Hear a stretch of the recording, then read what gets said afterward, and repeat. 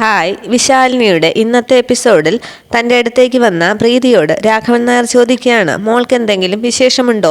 പെട്ടെന്ന് പ്രീതി ചോദിക്കുകയാണ്, അച്ഛൻ എന്താ അങ്ങനെ ചോദിച്ചത്? അല്ല, മോൾക്ക് എന്തെങ്കിലും വിശേഷമുണ്ടെങ്കിൽ അച്ഛന് സന്തോഷമേ ഉള്ളൂ. അച്ഛൻ ഏറ്റവും കൂടുതൽ സന്തോഷിച്ച നിമിഷം ഏതാണെന്ന് മോൾക്കറിയാമോ? അന്ന് മോൾക്കൊരു കുഞ്ഞുണ്ടാകാൻ പോകുന്നു എന്ന് കേട്ട നിമിഷമാണ്. കുഞ്ഞിനെ നഷ്ടപ്പെട്ടു എന്നറിഞ്ഞപ്പോഴാണ് അച്ഛൻ ഈ അവസ്ഥയിൽ ആയത്. അതുകൊണ്ട് എന്ന് രാഘവൻ നായർ പറഞ്ഞു നിർത്തുമ്പോൾ പ്രീതി പറയുകയാണ്, അച്ഛാ, ഞാൻ കാരിയിങ് ആണ്. അത് കേട്ട് രാഘവൻ നായർ സന്തോഷിക്കുകയാണ്. പക്ഷേ കരയുന്ന പ്രീതിയെ കണ്ട് രാഘവൻ നായർ ചോദിക്കുകയാണ്, അതിന് മോൾ എന്തിനാ ഇങ്ങനെ കരയുന്നത്?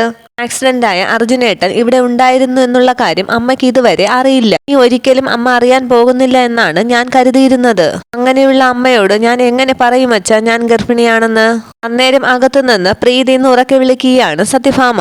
ദേഷ്യത്തോടു കൂടി പുറത്തേക്ക് വന്ന സത്യഭാമ ചോദിക്കുകയാണ്, എന്തിനാ നീ ഇപ്പോൾ കരഞ്ഞത്? മിണ്ടാതെ പ്രീതി നിൽക്കുമ്പോൾ വീണ്ടും സത്യഭാമ ചോദിക്കുകയാണ്, ചോദിച്ചത് കേട്ടില്ലേ, എന്തിനാ നീ കരഞ്ഞതെന്ന്? പ്രീതി മനസ്സിൽ കരുതുകയാണ്, ദൈവം കാത്തു, അമ്മ ഒന്നും കേട്ടില്ല. വീണ്ടും ദേഷ്യപ്പെടുകയാണ് സത്യഭാമ, നിന്റെ കണ്ണീരിവിടെ വീഴരുതെന്ന് പറഞ്ഞിട്ടില്ലേ? നീ കരയാൻ കാരണം എന്താണെന്ന് എനിക്ക് അറിഞ്ഞേ പറ്റൂ.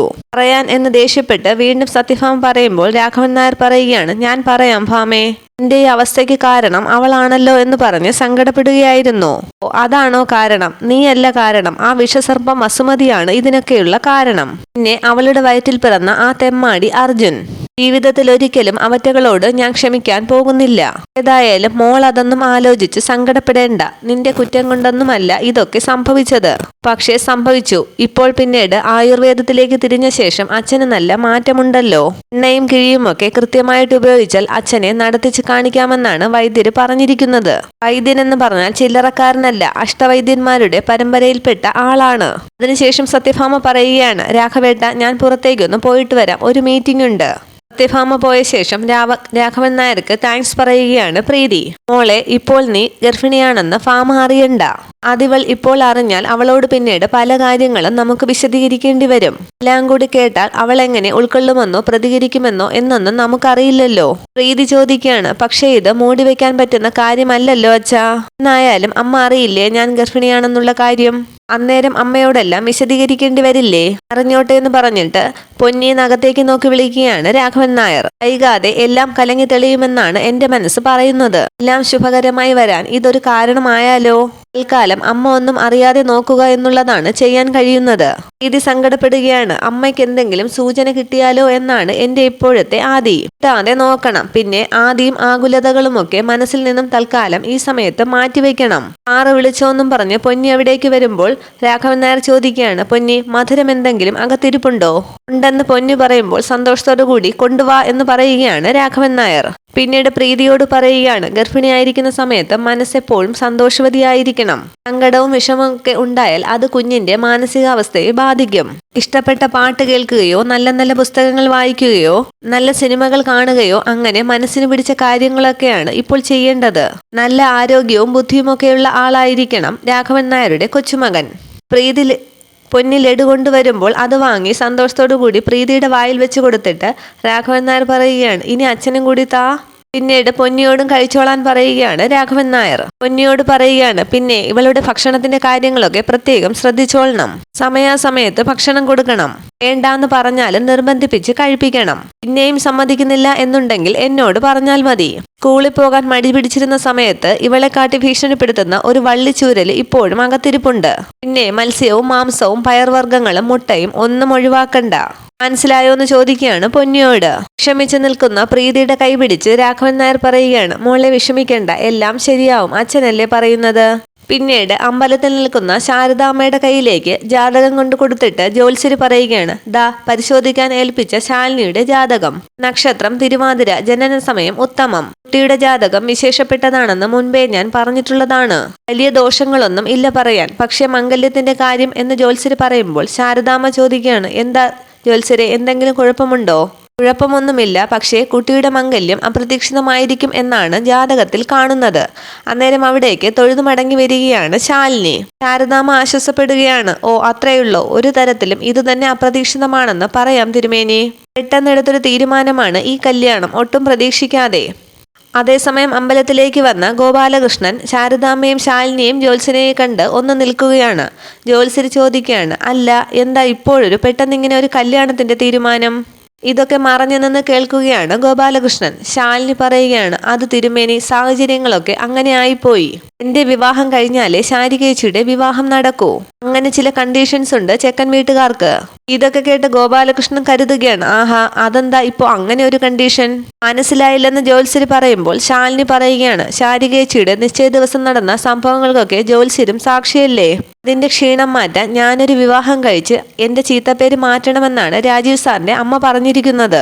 ഗോപാലകൃഷ്ണൻ കരുതുകയാണ്, ഓഹോ, ആ രാജീവിന്റെ അമ്മയാള് കൊള്ളാമല്ലോ.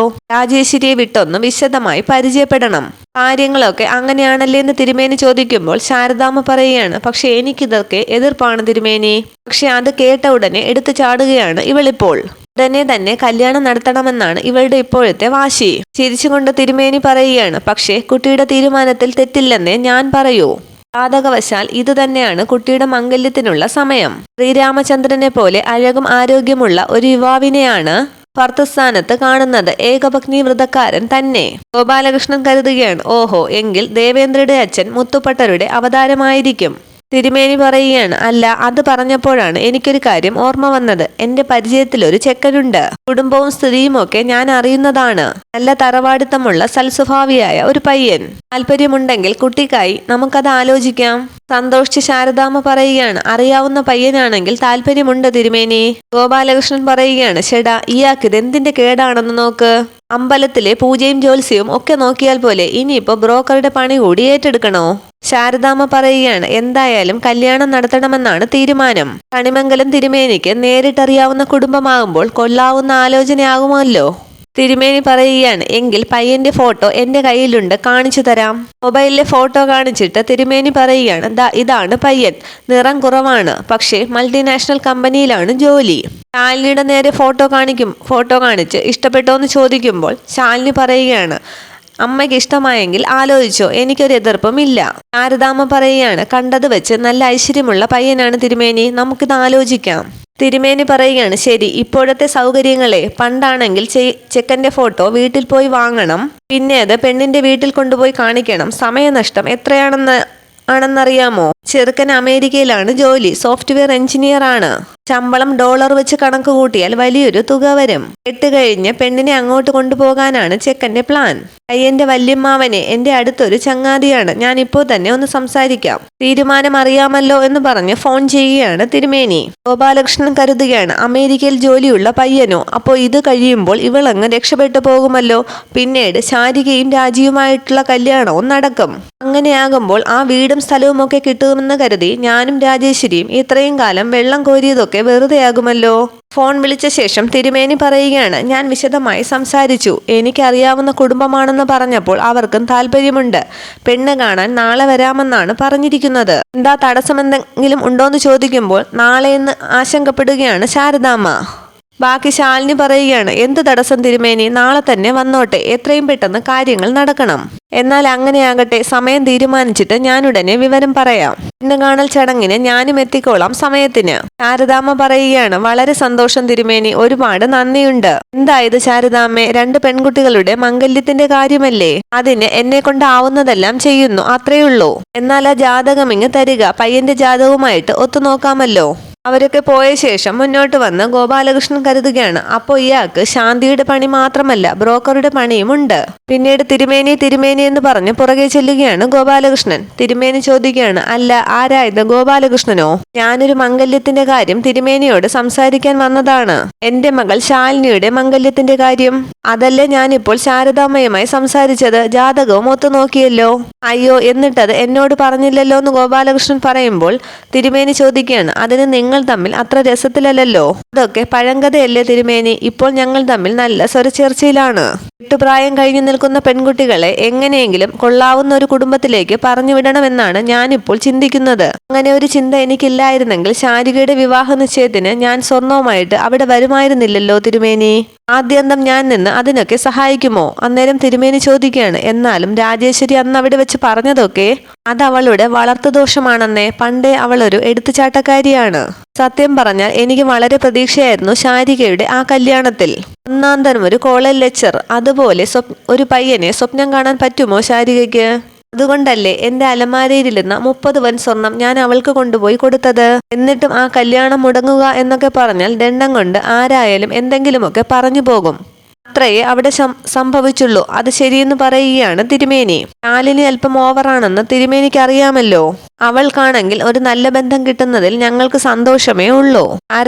ശാരദയുമായി പിരിഞ്ഞാലും ആ മക്കൾ എന്റേത് തന്നെയല്ലേ? തിരുമേനി പറയുകയാണ്, പിഴയ്ക്കുന്ന പ്രശ്നമൊന്നും ഇല്ല ഗോപാലകൃഷ്ണ.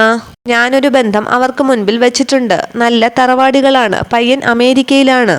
സന്തോഷം ഭാവിച്ച് ഗോപാലകൃഷ്ണൻ പറയുകയാണ്, അത് കൊള്ളാമല്ലോ. ഏതാ തിരുമേനി ആ പയ്യൻ? ടൗണിൽ റൈസ് മില്ല് നടത്തുന്ന ശ്രീധരേട്ടന്റെ മകനെ. കൃഷ്ണപ്രസാദ്, അവൻ തന്നെ എന്ന് പറയുകയാണ് തിരുമേനി. ചിരിച്ചുകൊണ്ട് ആ പേരൊക്കെ മനസ്സിലൊന്ന് ഓർത്തു വയ്ക്കുകയാണ് ഗോപാലകൃഷ്ണൻ. പിന്നെ തിരുമേനി, ആ നമ്പർ ഒന്ന് തരുമോ അവരുടെ? പിന്നെന്താ എന്ന് പറഞ്ഞ് നമ്പർ കൊടുക്കുകയാണ് തിരുമേനി ഗോപാലകൃഷ്ണന്. വളരെ നന്ദിയുണ്ട് തിരുമേനി. ഇപ്പോൾ തന്നെ ഞാൻ ചെന്ന് രാജേശ്വരിയോട് വിവരം പറയട്ടെ. അവൾക്ക് വലിയ സന്തോഷമാകും. എന്നാ കാണാൻ തിരുമേനി എന്ന് പറഞ്ഞു പോവുകയാണ് ഗോപാലകൃഷ്ണൻ. തിരുമേനി പോയ ശേഷം ഗോപാലകൃഷ്ണൻ പറയുകയാണ്, ശരിയാക്കി തരാമടി നിന്റെ ആലോചന. അമേരിക്കക്കാരനുമായുള്ള നിന്റെ മോളുടെ കല്യാണം ഗോപിയാണ്. ഗോപി, ആദ്യം രാജേശ്വരി ഒന്ന് വിളിക്കാം, പിന്നെ ബാലചന്ദ്രനെയും. അവനാണ് ഇതൊക്കെ കൈകാര്യം ചെയ്യാൻ മിടുക്കൻ. അമ്പലത്തിൽ നിന്നും തിരിഞ്ഞടക്കുന്ന ശാലിനിയോട് ശാരദാമ്മ ചോദിക്കുകയാണ്, എന്താ മോളെ നീ പറയുന്നതൊക്കെ? ശാലിനി ചോദിക്കുകയാണ്, കല്യാണത്തിന്റെ കാര്യമാണോ? അതെ, എന്റെ മോള് തീരുമാനങ്ങൾ എടുക്കുമ്പോൾ തെറ്റില്ലാന്നറിയാം. പക്ഷെ ഇത് എന്ന് സങ്കടപ്പെടുകയാണ് ശാരദാമ്മ. ശാലിനി പറയുകയാണ്, ഇതും തെറ്റില്ലെന്ന് വിശ്വസിക്കമ്മേ.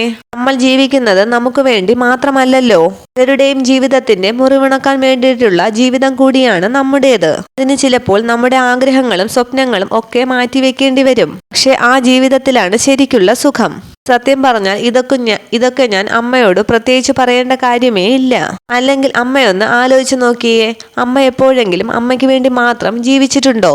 ഒരു ദിവസം അല്ലെങ്കിൽ ഒരു നിമിഷമെങ്കിലും. എല്ലാം ഞങ്ങൾ മക്കൾക്ക് വേണ്ടി മാത്രമായിരുന്നു.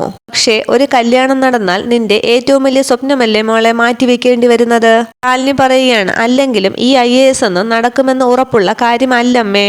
ഞാൻ എൻ്റെ സ്വപ്നത്തിന് പിന്നാലെ പോയാൽ പാവം ശാരികേച്ചിയുടെ സ്വപ്നങ്ങളും ആഗ്രഹങ്ങളുമാണ് ഇല്ലാതാകുന്നത്.